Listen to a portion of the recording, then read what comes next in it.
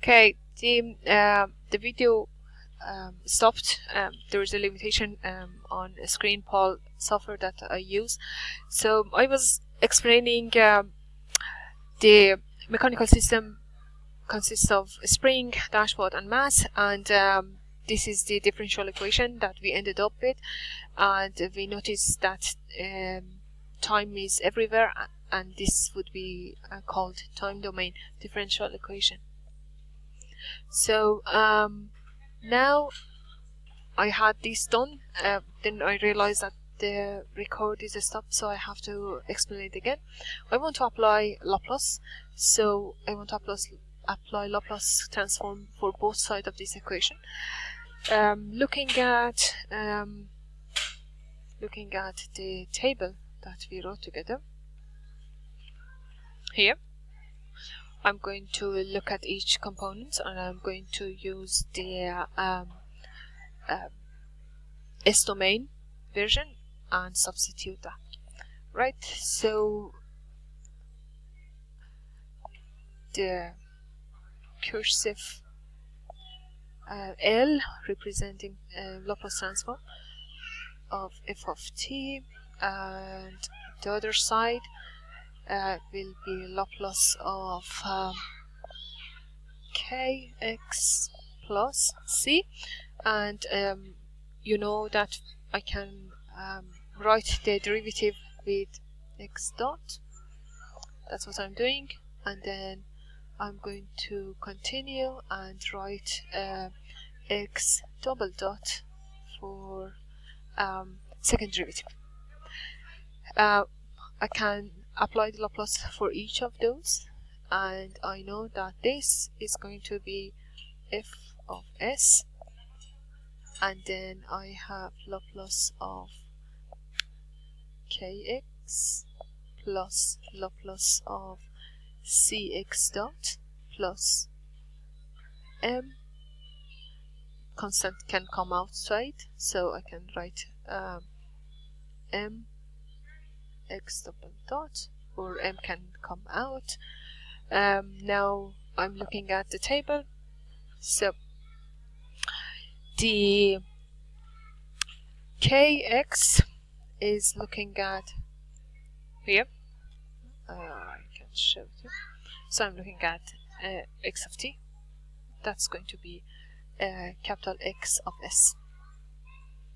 So f of s is equal to k capital X of s plus, for c,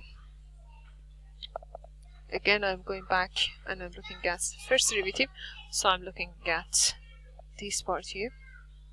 Alright, so I have constant c being applied to s x of s minus x of 0. This came from the table. And for x double dot, again going back to the table that we wrote together, I'm looking at second derivative. I have this part. So again, constant m can come out, and then I have square of s x of s minus s x of 0 minus x dot of 0, and m is being multiplied in all of them. So I can rewrite that and clean it up a little bit.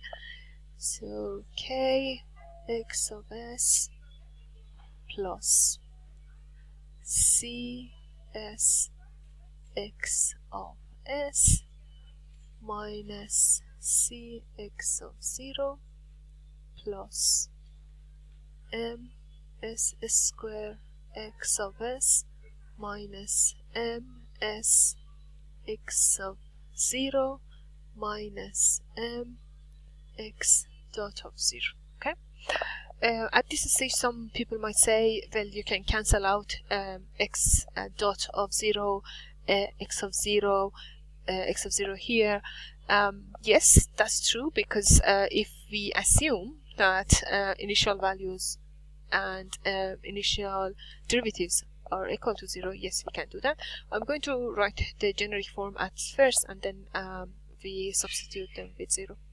So what we are going to do is we are going to solve this equation for x of s. Alright, so I can have x of s, and then everything is going to move to the other side. First, let's factorize x of s, because it is being repeated here. So I just have one more step here. X of s is out. If I want to find it and factorize it here, so I have k here. This is the one, and then the next part is going to have cs, and then I have another x of s here, which is going to have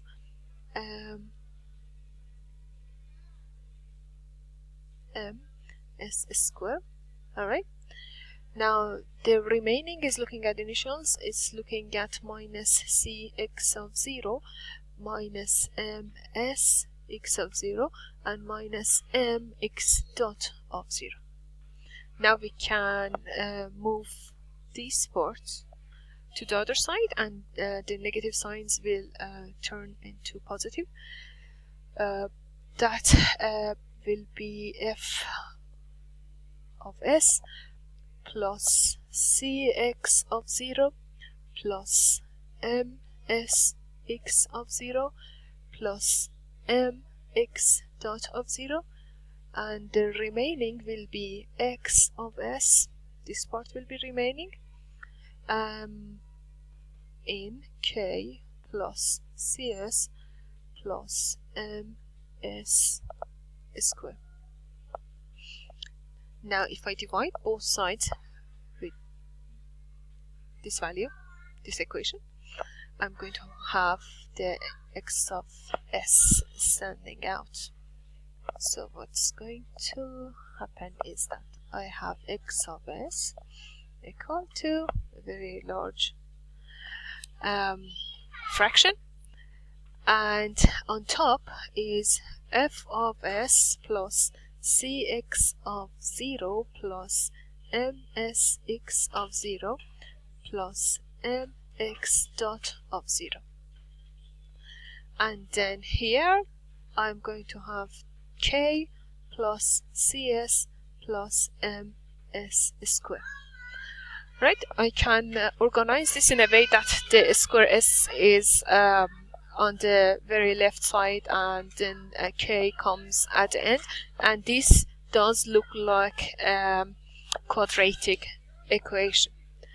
Now at this stage, if we assume that our initial values are 0, we can substitute that. I'm moving to another page and just double checking the recording is going well. Okay, alright. Okay, so if based on analysis or based on assumption of a system, we do know that x of 0 is 0. What does it mean? There is no displacement, or the system is not moving at the start. That's what does it mean. So no displacement. Displacement makes sense for mechanical system. If it comes to electrical system, we can assume there is no current flowing through the loops or systems, or there is no voltage across any components. That can be the assumption. And then we can have assumption of x dot of 0 is 0. So at the very starting point, when time is 0, there is no speed, there is no acceleration, okay, no movement. In many mechanical systems that applies, but sometimes that can have some initial value. So based on these two assumptions, we can look at that equation on top, and we can say, okay, x dot of 0 is 0, x of 0 is 0, and this x of 0 is also 0. So that equation is going to look like this.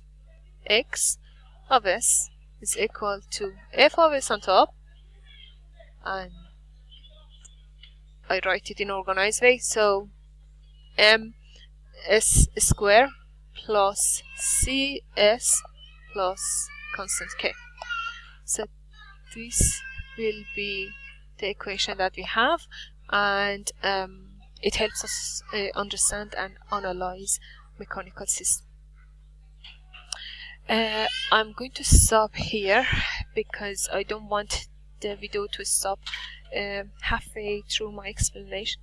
I start another recording soon, and I take it from here.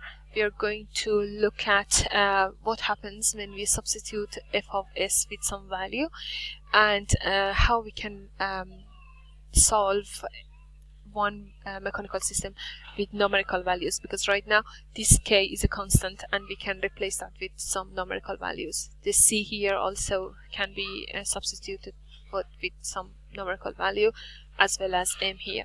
So we are going to look at a numerical example and we solve this equation for that. The purpose will be what is s. Alright, and when we figure out what is s, then we know how the system is behaving. How system behaves. Alright, and it is directly related to the exponential that we have for the response that we described previously. Okay, so literally is looking at